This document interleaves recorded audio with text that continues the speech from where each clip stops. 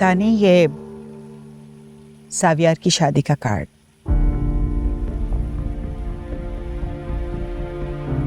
ना ही मैं card accept करूंगी और ना ही शादी में आऊंगी।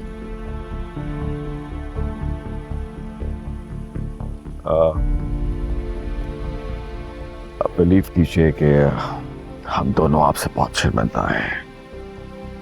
बहुत मुश्किल से, बहुत हिम्मत करके मैं आपके सामने आया हूँ इस यकीन के साथ कि आप हमारी माज़रत को कबूल करेंगी और इस शादी पे ज़रूर शिरकत करेंगी। प्लीज़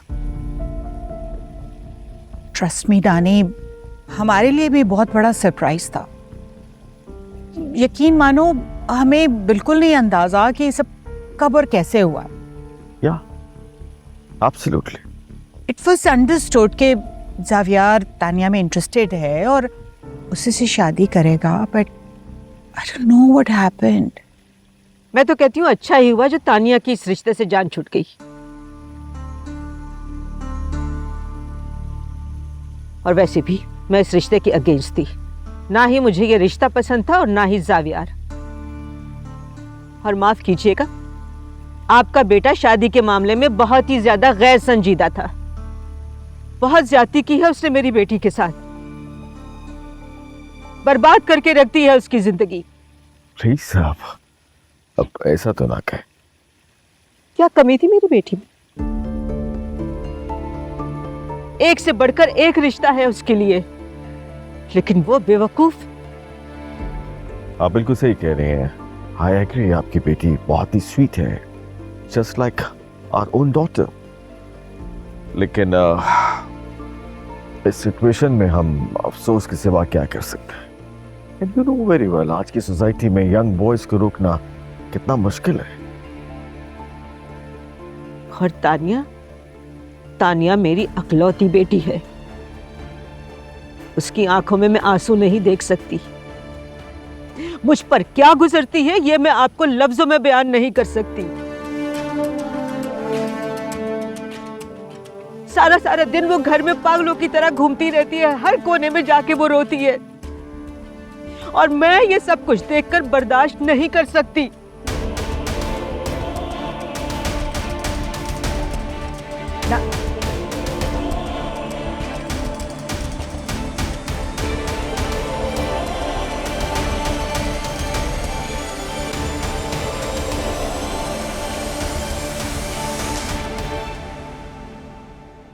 मैं तो समझती थी कि उनके पास यही चांदी के कड़े हैं जिन पे उन्होंने सोने का पानी चढ़ाया हो। मुझे क्या पता था कि उनके पास इतना कुछ पड़ा होगा। सही कह रही हो। मुझे क्या पता था कि उन्होंने अपने कमरे में खजाना दबाया हुआ है। कहा था मैंने, जब पिछले साल वो हैदराबाद गई थी ना, तो कहा था आपसे कि उनके कमरे की तलाशी ले लें। हराम है, आपने मेरी एक बात भी सुनी। और मुझे पूरा यकीन है कि पता नहीं ढेर सारा कैश भी होगा। मुझे तो समझ नहीं आ रही भाई, इतना सब कुछ नायाब को देने की जरूरत क्या है? भाई अमीर कबीर लोग हैं, दुनिया की सब चीजें तो उनके पास है। भाई ये तो वही वाली मिसाल हुई, ऊंट के मुंह में जीरा। वो तो जहेज लेना भी नहीं चाहते, लेकिन दादी अम्मा ने दुरे नायाब के लिए एक एक चीज जोड़ कर रखी हुई।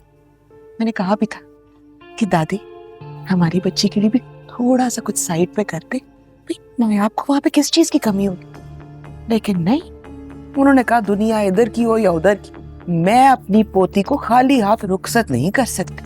मतलब बस वही पोती है ना, हमारी बच्ची की कोई हैसियत नहीं है। दिमाग खराब हो गया दादी का, सठिया गई। और जिद्दी इतनी है कि या अल्लाह मियां माफ करते।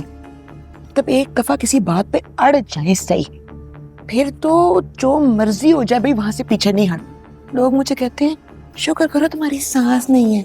शुक्र करो, क्या बताऊं उन्हें, 10 सासों के बराबर है दादी अम्मा।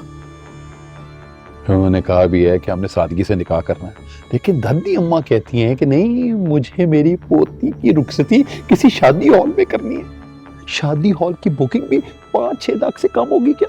अच्छा, शादी हॉल से रुखसती करनी है अपनी चहेती की, और पैसे कहाँ से आएंगे हैं? ये पूछा उनसे? मैं तो किसी से उधार नहीं लेने वाली।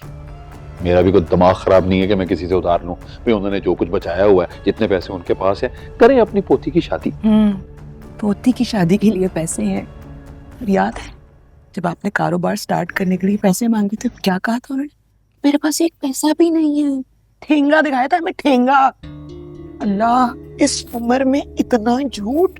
तौबा अस्तगफार, तौबा भाई तौबा। नाइंसाफी की हद खत्म हो गई।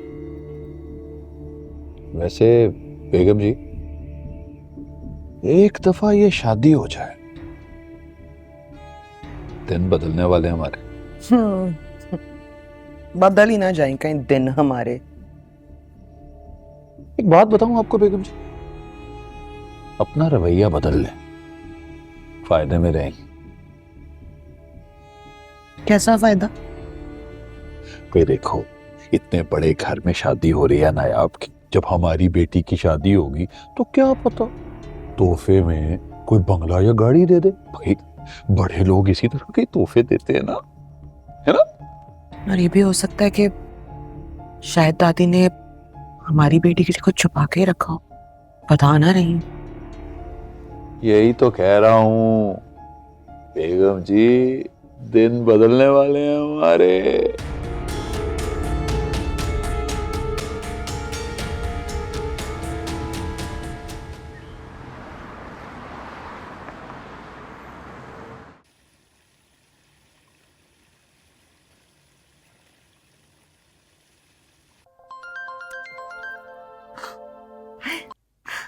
हेलो जावियार, अस्सलाम वालेकुम।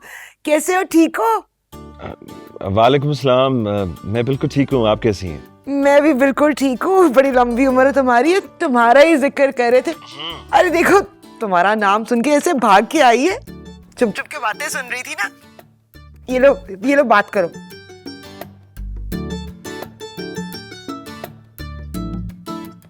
बात करो ना।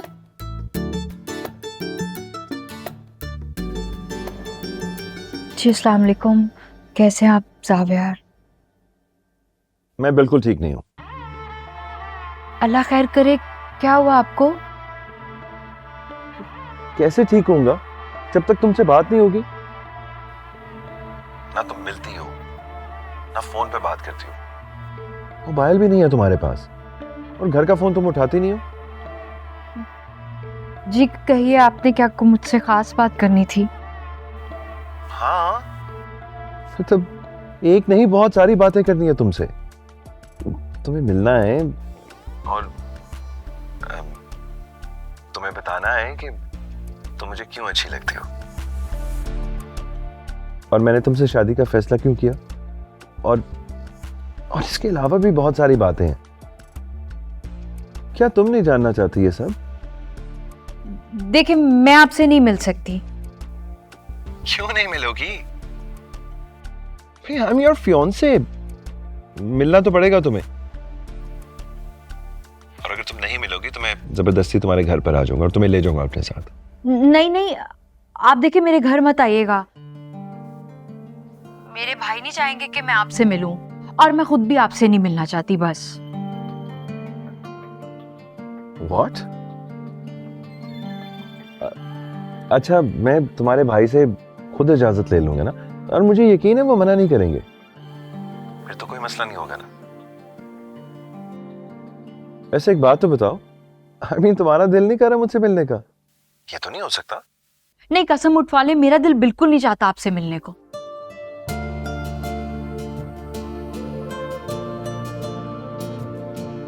अच्छा सुनो, मजाक मत करो, ओके? और इस तरह का मजाक मुझे बिल्कुल नहीं पसंद। अच्छा, वो मोबाइल लिया तुम्हारे लिए, अभी भिजवा रहा हूँ ड्राइवर के हाथ, तुम्हारी तरफ, ओके? अरे नहीं, मुझे कोई मोबाइल नहीं चाहिए। क्यों नहीं चाहिए? चाहिए तुम्हें मोबाइल? मोबाइल है ही नहीं तुम्हारे पास। अब अगली बात तुमसे मोबाइल पे होगी, ओके? बाय, ड्राइवर आ रहा है। लेकिन